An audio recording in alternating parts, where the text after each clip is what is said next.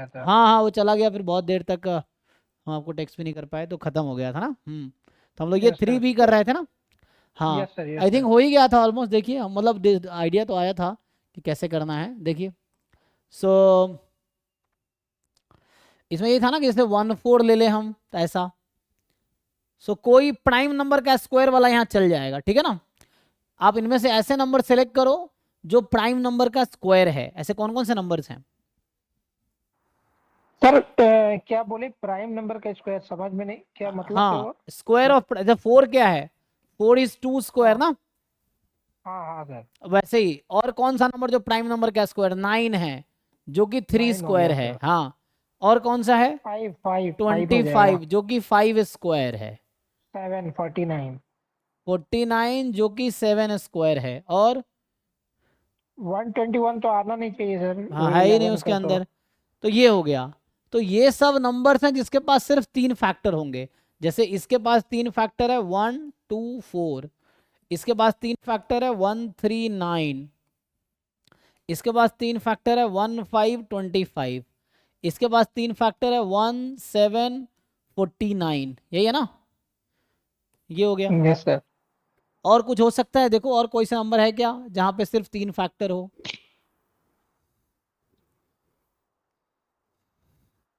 तो प्राइम का जो भी स्क्वायर होगा ना, पी अगर प्राइम नंबर है, so prime square has 3 factor, 1 p square.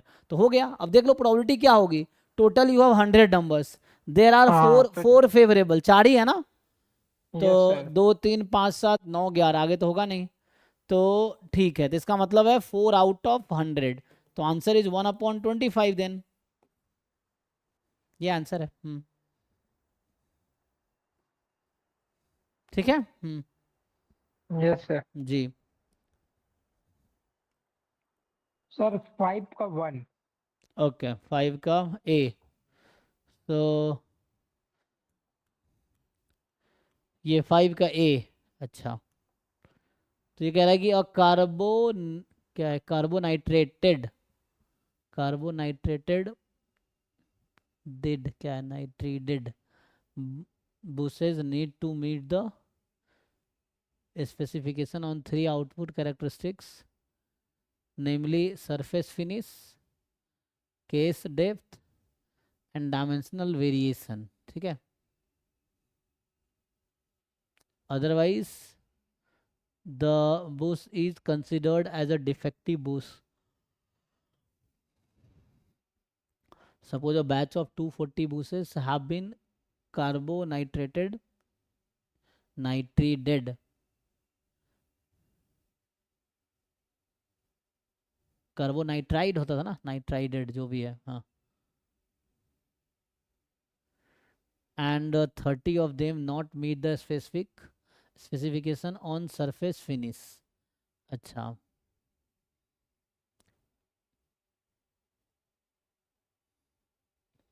तो कह रहा है कि जो 240 है, 30 दिन में से 30 of them does not meet specification on surface finish, 15 on case depth and 9 on dimensional variation, 6 on both surface finish and this।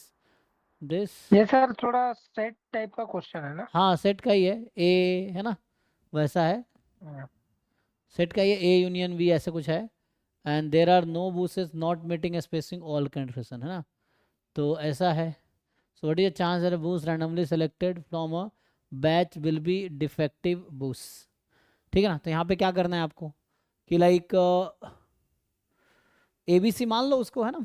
जैसे जैसे सरफेस फिनिश को ए बोल दो, इस वाले को बी बोल दो, और इस वाले को सी बोल दो, ए बी सी। तो कहना चाह रहा है कि टोटल कितने हैं। टोटल तो सर 240 है बैच का, हाँ, मतलब। टोटल 240 को कार्बोनाइट्राइड, है ना। मतलब sir A A union B union C का वैल्यू दिया हुआ है 240। हाँ और ये नॉट स्पेसिफिकेशन वाला को सर क्या लिखेंगे, मतलब कैसे कॉम्प्लीमेंट हाँ, करके? कॉम्प्लीमेंट कर लो, कोई दिक्कत नहीं है। जैसे ए कॉम्प्लीमेंट वाले 30 है, बी कॉम्प्लीमेंट वाले 15 है तुम्हारे, सी कॉम्प्लीमेंट वाले 9 हैं, ठीक। सो ए कॉम्प्लीमेंट 30 है, बी कॉम्प्लीमेंट 15 है, सी कॉम्प्लीमेंट 9 है।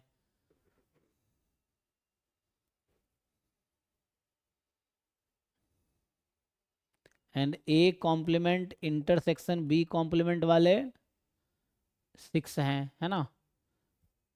Surface finish and case depth check कर लेना ऑर्डर है, सरफेस फिनिश एंड डायमेंशनल। तो A complement intersection C complement वाले 4 हैं, and 4 on case depth and, तो बी कॉम्प्लीमेंट सी कॉम्प्लीमेंट वाले 4 हैं। There is no both not meeting specific on all 3। ऐसा कोई नहीं कि जो मतलब A complement B complement C complement वाले 0 हैं, ठीक है। तो अब पूछना चाह रहा है what is the chance that a booth randomly selected from batch will be defective. तो डिफेक्टिव का क्या मतलब है? either A complement, either B complement or C. अच्छा, तो मतलब आप ये कह रहे हैं कि ये निकाल लो, तो number of A complement B complement C complement ये निकाल लीजिए, है ना। A complement union B complement union C complement, तो इसमें जो चीज़ें चाहिए सब कुछ तो गिवन ही है हमें, है ना। Everything is yes given, sir. निकालिए और उसको डिवाइड कर दिए टोटल से, तो प्रोबेबिलिटी आ जाएगी, है ना। ये है, निकालो, क्योंकि otherwise considered as a defective, है ना। तो या तो ये होना चाहिए, ये होना चाहिए, ये होना चाहिए, और ऑल 3 होने चाहिए, है ना। अगर कोई भी एक नहीं है तो डिफेक्टिव का ऐसा कुछ है। Need to meet the specification on 3 output, सबको, नहीं तो उसको हम ये बोलेंगे, हाँ ठीक है। तो ए बी सी तीनों का इंटरसेक्शन है तो ऐसा है, एक का भी यूनियन हुआ है तो वो है। लगा लो, सबको फॉर्मूला पता है, पुट करो आ जाएगा यहाँ से। तो you know the formula, A complement है ना, this plus this plus this. ये ए कॉम्प्ले फिर माइनस होगा ना सर, और लास्ट वाला फिर प्लस हो जाता है, जी जी, दिस इंटरसेक्शन दिस वाला। दिस माइनस में दिस दिस दिस दिस ये अंत में तीनों, प्लस दिस। ये 0 है, ये तो प्लस हो जाएगा। कर दो उसको, डिवाइड कर लो, हो जाएगा। नेक्स्ट बताओ, अगर ट्राई करके आओ तो नेक्स्ट बताओ। सर 2019 का थर्ड का ए पूछना। 19 का, तभी हम कहाँ पे हैं, 20 का 19 पे आ गया, अब ठीक है 19 पे।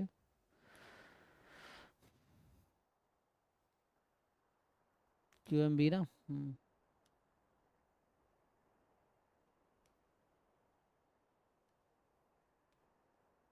कौन सा थर्ड का? ए। ए। सो ये कह रहा है कि let x is chosen randomly from interval 0 1, ठीक है। तो ये आपको बोला कि एक्स आपने रैंडमली चूज किया 0 1 से, तो एक्स इज यूनिफॉर्म 0 1 या कुछ भी हो सकता है, हाँ। What is the probability that log 4x minus log x is 0, तो ठीक है ना। तो x is a random variable uniform 0 1, या x अभी मान लो रैंडम वेरिएबल्स का डिस्ट्रीब्यूशन यूनिफॉर्म 0 1 है।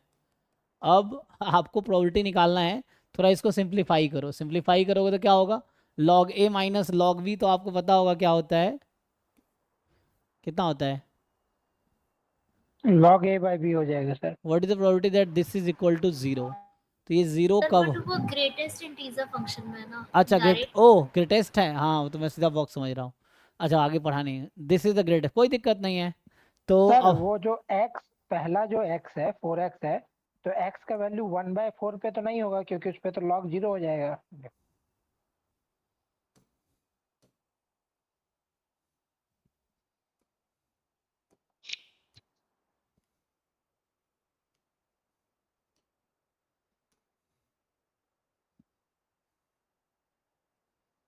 चलिए इसको देखते हैं।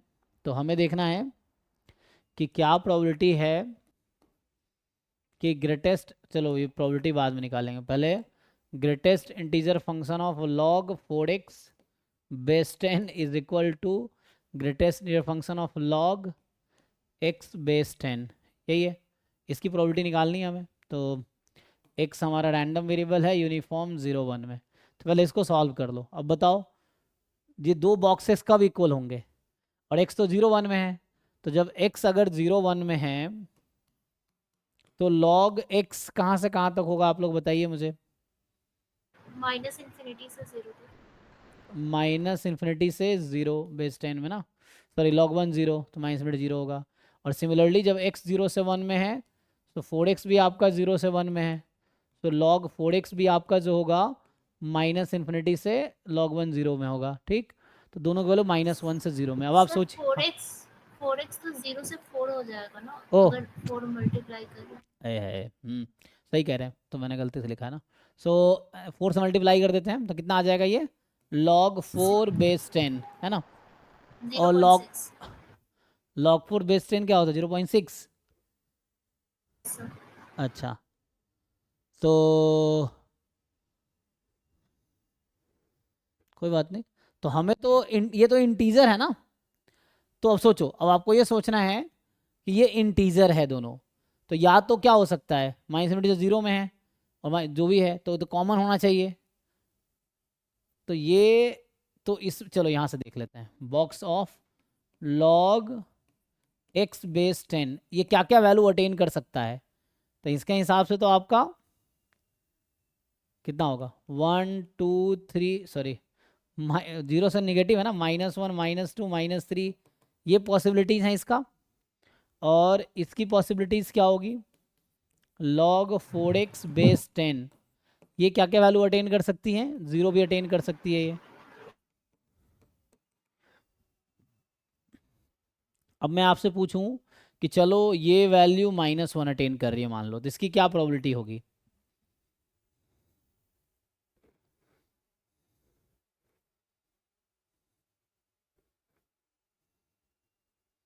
क्योंकि इंटीजर है ना दोनों, तो मान लो दोनों -1 है, व्हाट डज इट मीन। यहाँ से ये समझ आएगा कि log 4x जो है वो कहाँ से कहाँ तक है, -1 से 0। 0, एंड ये भी आपका वही होगा, यही होगा ना, तभी ऐसा होगा। Yes sir. अब इसको सॉल्व करते हैं, तो log हटाइए, तो log हटाएंगे तो दिस क्वांटिटी है ना, सो ये इंप्लाई करेगा 4x इज बिटवीन 1/10 टू 10 की पावर 0 1, एंड ये इंप्लाई करेगा x बिटवीन 1/10 टू 1। अब दोनों का इसको 4 से डिवाइड कर दीजिए तो नहीं आ जाएगा। अब इसको ऐसे ही हमें हर पॉइंट के लिए जस्टिफाई करना पड़ेगा।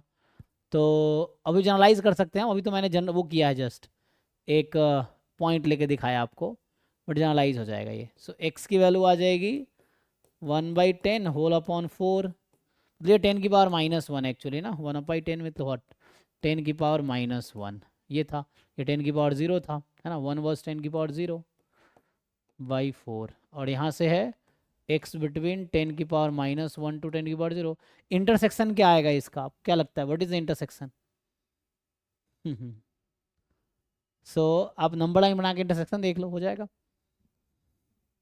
तो यहाँ पे जैसे 1 है, ठीक, और बीच में 10 की पावर -1 होगा है ना, इधर कहीं 0 होगा क्योंकि 1 इज 10 की पावर 0। अब बीच में जो बताओ मुझे 10 की पावर, सो 1/4 से 1/40। सो 1/4 कहाँ है, तो देखना है कि 1/10 है ना ये, तो 1/10 से 1, तो 1/10 से 1, और उधर है 1/40 से लेके 1/4 तक। सो 1/10 और 1/4 में क्या रिलेशन है, ये 0.1 होगा, तो 1/4 यहाँ आ जाएगा है ना। और आपका जब 1/40 कहाँ होगा, तो 1/40 यहाँ होगा, मतलब 10 की पावर -1/4। तो हमें एक में कह रहा था कि वैल्यू यहाँ से लेके यहाँ तक है, और एक कह रहा है वैल्यू यहाँ से लेके यहाँ तक है, तो इंटरसेक्शन ये आ गया ना। तो अब फाइनली जो आपका आ गया x की वैल्यू 10 की पावर -1 से लेके 1/4, मतलब वही 10 की पावर 0/4। ठीक, तो ये जस्ट अभी समझाने के लिए था। अब आप देखो, अब इसको आप जनरलाइज करो, तो ये एक मैंने पर्टिकुलर केस आपको करके दिखाए हैं, तो ये प्रॉपर्टी निकल आएगी ना, ये तो निकल आएगी इजीली। अब ये हर नंबर के लिए यही करना पड़ेगा। So you can generalise it, कैसे जनरलाइज करोगे आप, देखो तो मतलब ये प्रॉबिलिटी कितनी आएगी, ये तो निचली निकल जाएगा ना, ये प्रॉबिलिटी आ जाएगी 1/4 माइनस 1/10 अपॉन यूनिफॉर्म 0 1 था ना, तो हो गया, यही आंसर है।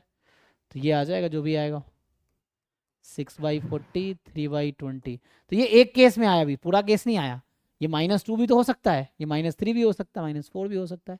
So no problem. तो now you can do what, आप ऐसा लिखोगे। अब जो क्वेश्चन था आपका कि क्या प्रोबेबिलिटी है box of log 4x base 10 is equal to log of x base 10, ये इक्वल है। तो देखो अब हम क्या करेंगे, ये प्रोबेबिलिटी है, तो इसका मतलब ये हुआ समेसन प्रोबेबिलिटी ये log of 4x base 10 is equal to n is equal to log of x base 10, ये होगा, ये रहेगा। और n की वैल्यू क्या हो सकती है, -1 से लेके, तो बेटर है -1 से -1 ना, क्योंकि कुछ भी हो सकता है, यही होगा ना, कुछ भी ले सकता है, -1 -2 -3 एनीथिंग, क्योंकि x 0 से 1 में है, तो वो 0 से 4 में था, तो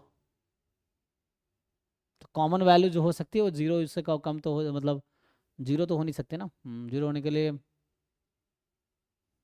होना पड़ेगा, x को 1 हो नहीं सकता है ना, 1 इंक्लूड करना है, नहीं तो x जस्ट 1 हो जाएगा, 0.0 हो जाएगा, ठीक है, ये है। अब इसको खोलो, जैसे -1 के लिए हमने सॉल्व किया है, अब इसको सिंप्लीफाई करो आप, तो जस्ट समेसन बाहर रखो, नाउ यू सिंप्लीफाई इट। तो बॉक्स खोलोगे तो क्या होगा, यहाँ से क्या आएगा, log 4x base 10 is more then और लेस देन, बताओ क्या आएगा, n तो नेगेटिव है, ध्यान रखना है ना, या -n कर सकते हो आप, वो भी एक ऑप्शन है आपके पास। अगर इसको आप -n कर दोगे तो यहाँ आपका फिर 1 से इन्फिनिटी हो जाएगा, it's up to you how do you want to write. So n यहाँ 1 से इन्फिनिटी हो जाएगा, ये है। अब -n, इसका क्या मतलब बताइए, इसका मतलब जैसे -1 था तो कहाँ से कहाँ तक हुआ था, -1 से 0, सो -n और -n+1, यही होगा ना, ऐसा होगा। And log x base 10 -n से -n+1, बिल्कुल वैसे ही होगा पैरेलली। आपको लग रहा होगा मुश्किल है, मुश्किल है नहीं, पैरेलली चलता रहेगा ये, और एट द एंड आप एक इंटरसेक्शन निकाल लो, फिर आंसर इजीली आ जाएगा। सो n फ्रॉम 1 टू इन्फिनिटी, यहाँ से खोलोगे तो आ गया 4x is more than, equal लगाओ कोई दिक्कत नहीं है, ऐसे नहीं लगाओ ठीक है, 10 की पावर -n, और यहाँ से आ गया 10 की पावर -n इंटू 10, मतलब वही, एंड इंटरसेक्शन है एंड का मतलब x 10 की पावर -n, यहाँ आएगा 10 की पावर -n इंटू 10। अब आप देखो इसका इंटरसेक्शन क्या होगा, जैसे तब आपने इंटरसेक्शन निकाले थे वैसे ही अब निकालना है, summation n from 1 to infinity probability. अब बताओ इसका जब इंटरसेक्शन लोगे तो क्या आएगा, ये 4 फिर से डिवाइड कर देगा इसको, तो x का इंटरसेक्शन क्या आएगा अब, तो ये तो इधर रहेगा ही, ठीक है ना। तो अच्छा मुझे वो कंसाइड हो जाएगा ना, हाँ, जैसे वहाँ पे क्या आया था, यहाँ पे क्या हुआ था, 10 की पावर -x/4 से 1/, यहाँ देखो यहाँ 10 की पावर 0 था, तो 0 और -1, तो हमारा अभी जो 0 है ना -1, तो यहाँ -n+1 हो जाएगा, तो यहाँ आएगा 10 की पावर -n से 1, यहाँ 10 की पावर -n, ऐसा कुछ होगा। यहाँ 4 आएगा, 4 कहाँ आया था, 4 दोनों में आया था क्या, नहीं, यहाँ पे 1 था वहाँ 4 था, सो यहाँ आई थिंक 4 आएगा, देखो यही आएगा, चेक करो, यस सर, यही आ जाएगा। तो जस्ट है ना, क्योंकि यहाँ जो n है ना वो हमारे केस में अभी यहाँ पे 0 था, नहीं यहाँ पे 1 था, तो n 1 था ना, कोई -n, तो यहाँ मैंने -1 रखे थे, तो n हमारा 1 था, ये हो गया। वो तो ऐसे सिंप्लीफाई करें, 4 से डिवाइड करके फिर नंबर लाइन बना के देख लोगे। अब ये प्रॉपर्टी निकालना आसान है ना, देखो अब तो हो गया। सो अब जी इसके सर बाद, हो इसके जाएगा। अब तो हो जाएगा, हम यूनिफॉर्म यूज़ करेंगे तो आ जाएगा इससे। तो C D F at this minus this, बस आपको अब ज्योमेट्रिक सीरीज का सम निकालना है जीपी इनफाइनाइट टर्म का, तो उससे आंसर आ जाएगा। ठीक है। तो नेक्स्ट बताइए जी, जिन लोगों ने ट्राई किया। सर थर्ड के बी में अप्रोच क्या होगा, क्योंकि अगर डेरिवेटिव करके कर रहे हैं तो सॉल्व नहीं होगा। The graph of this is an ellipse in the first quadrant of the xy plane. अच्छा, let a and b be the maximum and the minimum value of y upon x over all the point xy on the ellipse. तो एक काम करो ना, इस पूरे equation को divide करो। अच्छा, या तो इलिप्स निकाल लो। अच्छा, ग्राफ है, एक इलिप्स है, वो तो हम जानते हैं इलिप्स है ना। तो इसको हम परफेक्ट स्क्वायर बना सकते हैं क्या? ये भी एक ऑप्शन है।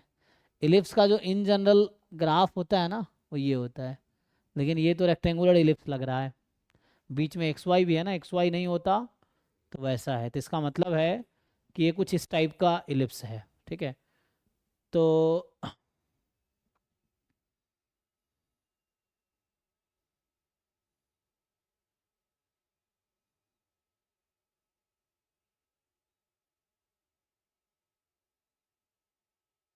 तो मुझे मैक्सिमम और मिनिमम वैल्यू निकालनी है वाई अपॉन एक्स की। अच्छा, सब्जेक्ट टू दिस कंडीशन।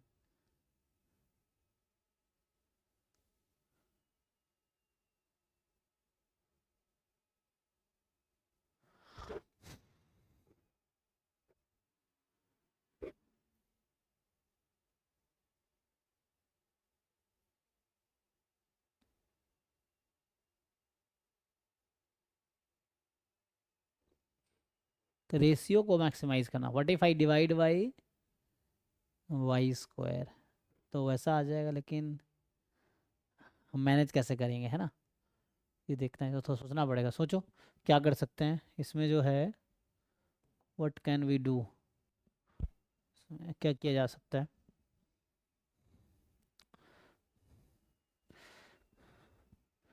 तो दिमाग लगाओ, इसमें हम क्या क्या सकते हैं, क्योंकि मैथमेटिकली डिफरेंशिएट करना इतना आसान नहीं होगा। सो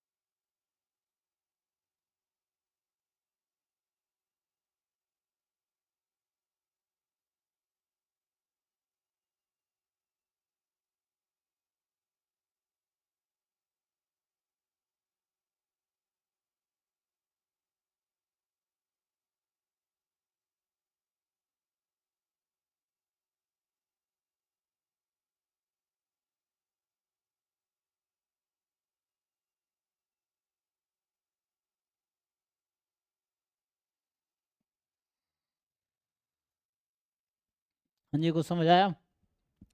एक मिनट। सर इसमें x derivative and y derivative निकाल के किया था बट वैसे सॉल्व हो नहीं रहा।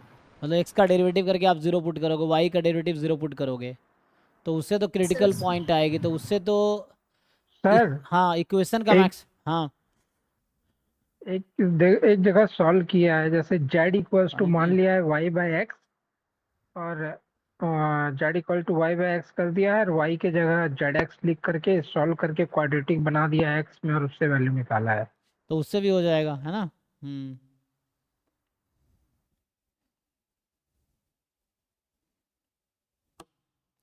उससे करके देखो, शायद उससे आ जाएगा, फिर एक वेरिएबल में चला जाएगा ना।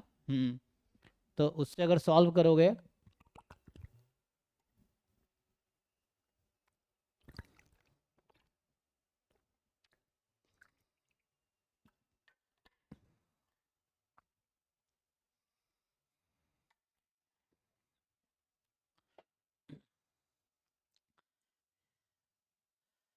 सर अगर जेड पुट करके करता है तो फिर पूरा इक्वेशन जेड के टर्म्स में चेंज तो नहीं होगा?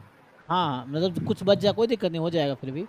जैसे उससे क्या होगा, क्वाड्रेटिक आ जाएगा जेड में आई थिंक।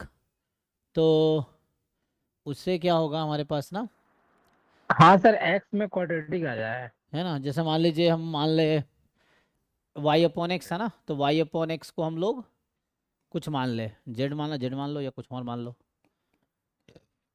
टी मान ले। वाई के जगह, हाँ सर, वाई को टी वाई एक्स की रख जगह दो, टी किया।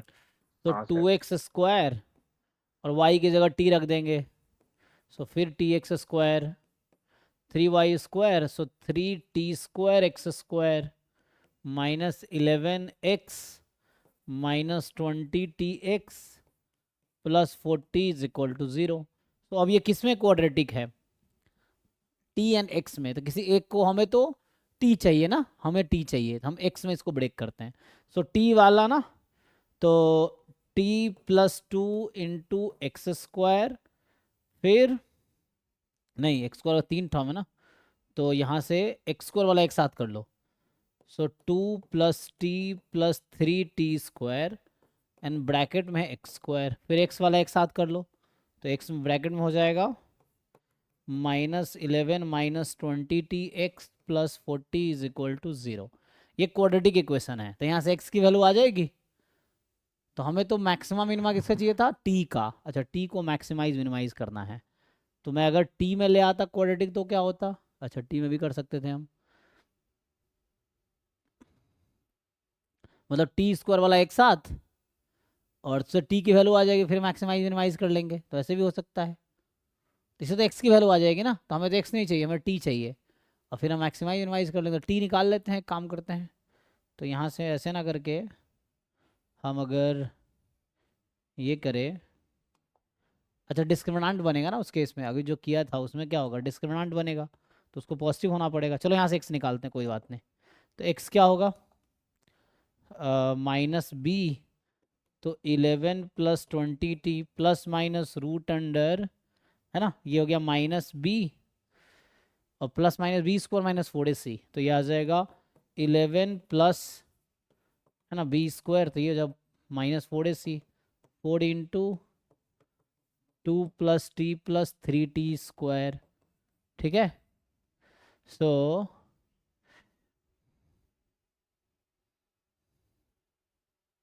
बी, सर 40 भी मल्टीप्लाई होगा? हाँ हाँ बी ए है ना, 4a में बी स्क्वायर 4ac, तो सी हमारा रह गया 40, ठीक है। अपॉन में आपका हो जाएगा 2a, तो अपॉन में हो गया 2a, ठीक है। अब देखिए यहाँ से क्या करना होगा अब, कि ये जो रूट के अंदर आया दैट शुड बी पॉजिटिव, तो वहाँ से टी का एक रेंज आ जाएगा, तो वहाँ से कुछ आंसर आ जाएगा आपका। अब ये जो क्वांटिटी है ना, 11 प्लस 20 t इसका होल स्क्वायर, इसको खोल सकते हैं ना, a plus b whole square पे, तो ये खुल जाएगा, minus 4 into 40, 160, 2 plus t plus 3t square, this is more than equal to 0 होना चाहिए, सो दैट एक्स कोई रियल नंबर हो। तो यहाँ से एक रेंज आएगा, और यहाँ से शायद आंसर आ जाएगा, करो। तो इसको सिंप्लीफाई करो, अब इसको खोल के सिंप्लीफाई करो, फैक्टराइज करो, आ जाएगा। हाँ इससे आंसर आ जाएगा, ठीक है। यहाँ से कुछ आएगा, ठीक है।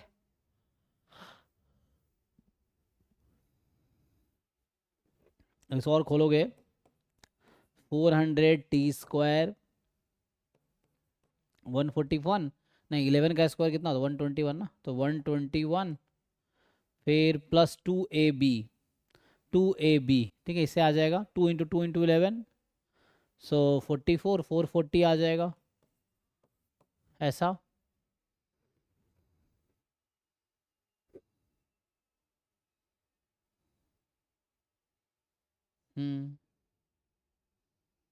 फिर इसको खोल दो पूरा,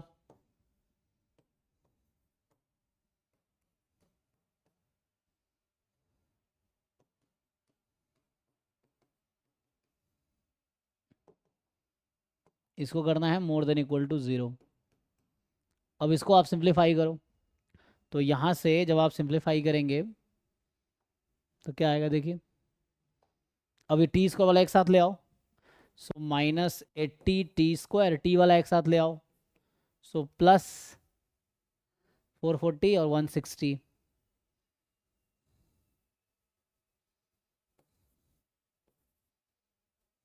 $280 देख लो, ये आ जाएगा। फिर कांस्टेंट वाला, ये हो गया कांस्टेंट वाला -199। 199, ठीक है। ये मोर देन इक्वल टू 0 है। अब आप देखिए, तो इसको आप फैक्टराइज कर पाएंगे क्या हम लोग? नहीं तो फिर क्वाड्रेटिक फॉर्मूला लगा लेते हैं। मुझे लग रहा है ऐसा हो जाएगा 80t² minus 280t plus 199 is less than equal to 0।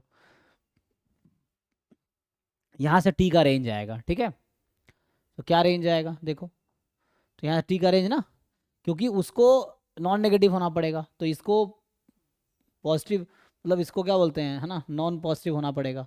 अब यहाँ से आपको आंसर मिलेगा एक्चुअली। अब यहाँ से t की हम पहले बाउंड्री पॉइंट निकाल लेते हैं, बाद में नेगेटिव पॉजिटिव देखेंगे। पहले इसको इक्वल टू 0 रख देते हैं, तो उससे t की वैल्यू आ जाएगी ना। सो t की वैल्यू क्या आएगी, 280 plus minus √b² minus 4ac। सो थोड़ा सा हालांकि ज़्यादा कैलकुलेशन है यहाँ पे, b² माइनस 4ac। या हो सकता है कोई दूसरा अप्रोच हो जो मुझे समझ नहीं आ रहा हो, तो इसलिए लेंदी हो रहा है, तो है ना, b plus minus b² minus 4ac, 4ac upon 2a, सो 2 इंटू 80 हो जाएगा, ठीक है। यहाँ से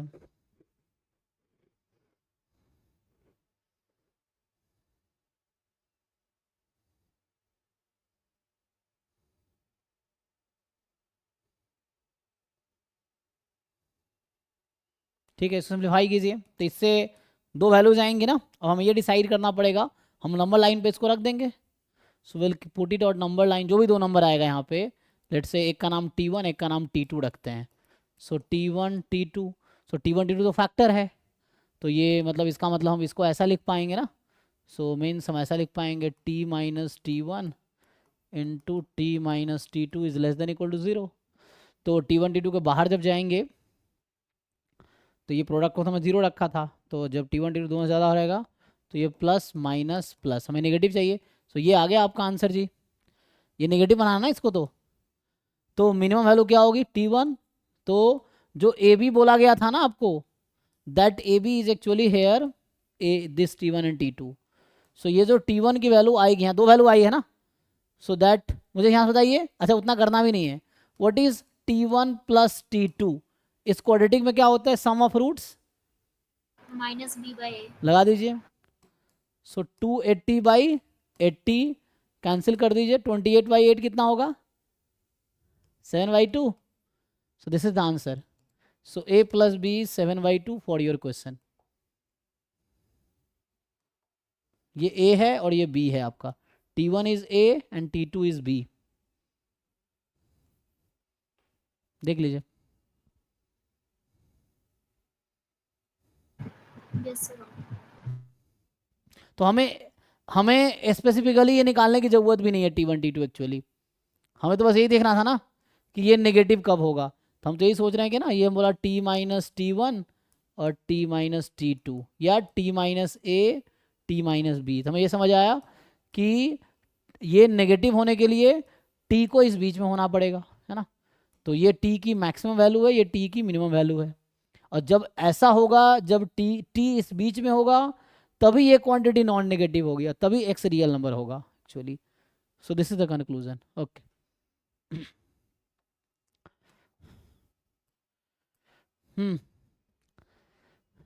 और बताइए। सॉल्व करो, इसको कंप्लीट करके आओ, इसको पूरा ना, बुक जितना है इस बुक को कंप्लीट करके आओ। जितने ऑब्जेक्टिव तो मैंने क्लास में कराए, सब्जेक्टिव भी जो आप पूछ रहे हैं वो करा रहा हूँ। तो पूरा बुक कंप्लीट करके आओ अच्छे से कम एक बार पूरा बुक सॉल्व करो। जो पहली बार में डिफिकल्ट क्वेश्चन लगे उसको रेगुलर टाइम पे 3-4 बार सॉल्व कर लेना, सो दैट वो दिमाग में सेट हो जाए। वैसा है, ठीक है। तो ठीक है, आज ही स्टॉप करता हूँ, फिर इस टाइम हो गया है, तो कल आगे कंटिन्यू करते हैं। आज हालांकि लेट स्टार्ट हुआ था, 20 मिनट लेट ही स्टार्ट हुआ था, लेकिन फिर भी आप सॉल्व करके आओ और जो डाउट रहेगा कल पूछना, क्लास तो डेली हो रही है, ठीक है। Thank you. Thank you sir.